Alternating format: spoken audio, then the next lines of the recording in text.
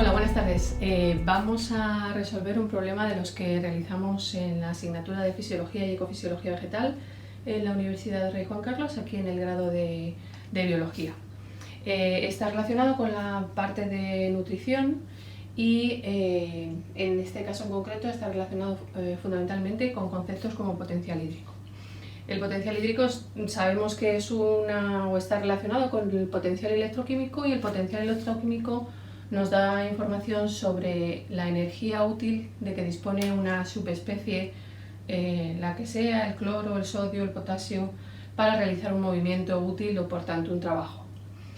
En este caso el potencial hídrico nos da una idea de la capacidad de movimiento que puede tener el agua en concreto.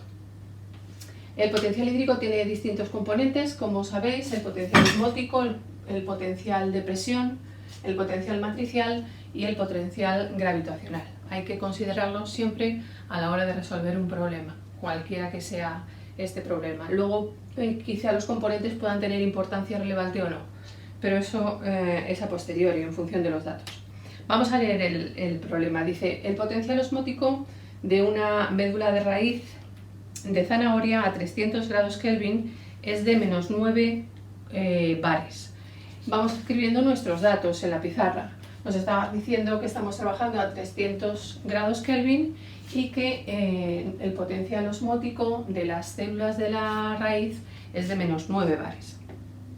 Dice: en las mismas condiciones la médula está en equilibrio hídrico frente a una disolución de 68,4 gramos de sacarosa por litro de agua. Que esté en equilibrio hídrico significa que el potencial hídrico de las células de la raíz es igual al potencial hídrico del entorno o del medio que las circunda. Eso significa que esté en equilibrio, como aparece aquí. El potencial hídrico de la raíz sería igual al potencial hídrico del medio. El medio nos dice además que está en una disolución de 68,4 gramos de sacarosa.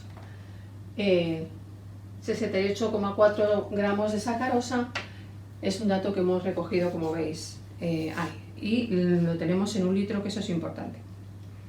Despreciando otros componentes del potencial hídrico y los cambios de volumen, nos preguntan calcular los valores de potencial hídrico y de potencial de presión.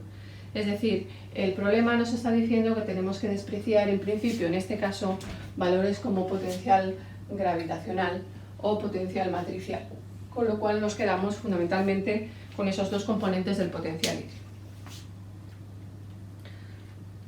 Para resolver el problema nos dan una serie de valores, como es la constante de los gases, que es igual a R es igual a 8,3 julios por mol a la menos 1 por Kelvin a la menos 1, que es un dato que tenemos escrito ahí en la pizarra, como veis, y nos da también la masa molecular de la sacarosa, 342, un dato que vamos a necesitar para calcular la concentración a la que tenemos la sacarosa. Tenemos también datos sobre medidas de presión o equivalencias. Un pascal es igual a 1 julio metro cúbico a la menos 1 y un bar es igual a 10 elevado a 5 pascales. Muy bien, pues entonces, teniendo todos estos datos presentes, podemos con relativa facilidad resolver nuestro problema. Vuelvo a repetir: estamos en equilibrio, potencial hídrico de la raíz igual a potencial hídrico del medio, y además nos han dicho que en la disolución tenemos una determinada cantidad de sacarosa. No nos indican que en la disolución hay algún componente que pueda afectar al potencial matricial, por lo que en principio lo vamos a descartar. Por tanto, el potencial hídrico podemos en este caso igualarlo al potencial osmótico. Es decir, si nosotros pudiéramos calcular el potencial osmótico, podríamos calcular el potencial hídrico, porque son el mismo valor, tienen el mismo valor, y en consecuencia, dado que está en equilibrio, podríamos calcular también el potencial hídrico de las células de la raíz.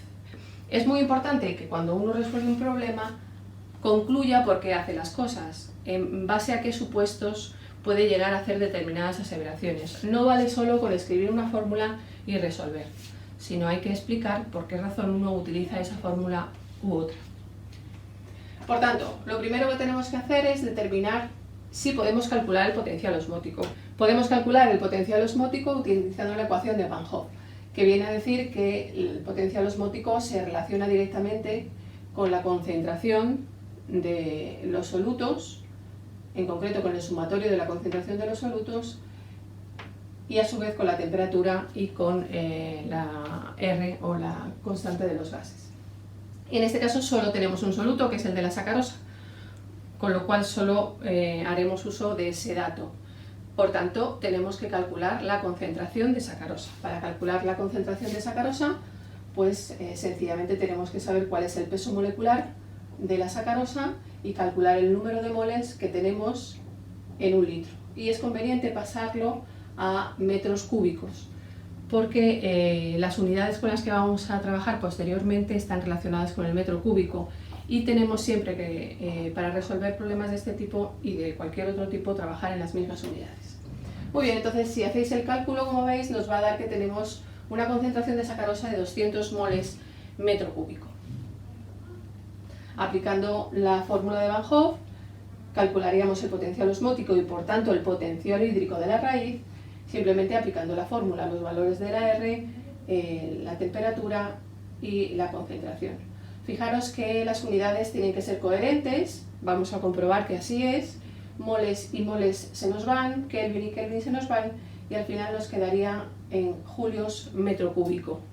Un julio metro cúbico es un pascal, por tanto tendríamos un valor de potencial hídrico de la raíz de menos 498 por 498.000 bares, o lo que es lo mismo, menos 498.000 pascales, que es igual a menos 4,98 bares.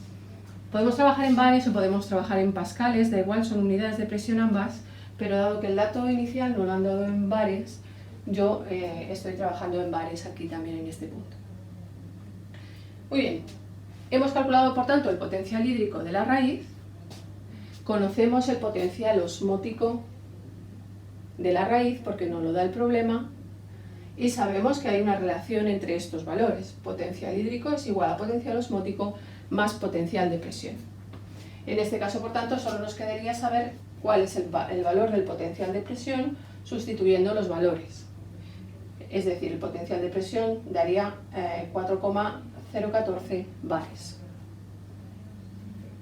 Muy bien, entonces, recapitulando, a partir de la concentración de sacarosa en el medio, hemos podido calcular el potencial osmótico en el medio y hemos podido igualar este valor al potencial hídrico de la raíz, fundamentalmente por dos razones. Una, porque en este caso el potencial hídrico del medio coincide con el potencial osmótico del medio, y segundo, porque el potencial hídrico del medio es igual al potencial hídrico de la raíz, dado que está en equilibrio. Muy bien, nos pregunta también el problema, una segunda parte, respecto al movimiento de agua, ¿qué le ocurriría a la médula de la raíz si se introdujera en una solución cuyo potencial hídrico fuera de menos 2 bares y por qué?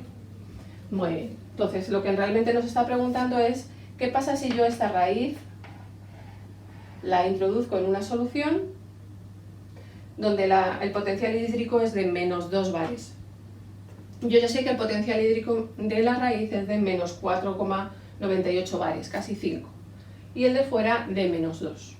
Para esto hay que acordarse que el movimiento espontáneo, sin gasto de energía, del agua va siempre de potenciales hídricos mayores a potenciales hídricos menores. Por tanto, el agua en estas condiciones experimentales tendería a entrar dentro de la raíz, dado que el potencial hídrico del exterior es mayor al potencial hídrico del interior.